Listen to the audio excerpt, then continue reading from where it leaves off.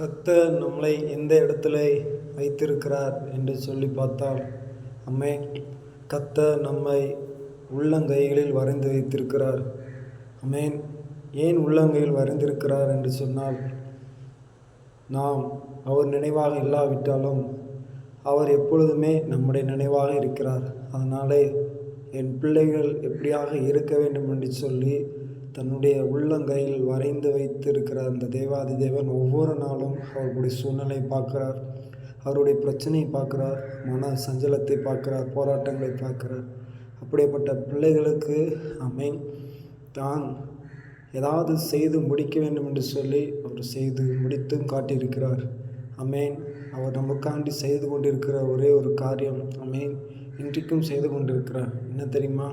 நாம் அத்தனை பேரும் பரலோகத்திற்கு வந்து அவரோடு கூட அந்த மகிழ்ச்சியாக இருக்க வேண்டும் என்று சொல்லி, ஆமென், அந்த விருப்பத்தை அவர் ஒவ்வொரு நாளும் பார்த்து கொண்டிருக்கிறார். ஆமென். அதனாலே நமக்காண்டி ஒவ்வொரு நாளும் வாக்கு கடங்காத பெருமூச்சோடு கூட வேண்டுதல் செய்கிற ஒரு பரிசுத்த ஆவியானவரை நமக்கு கொடுத்திருக்கிறார். அப்படிப்பட்ட தேவாதி தேவனை நோக்கி பார்ப்போம். ஆமென்.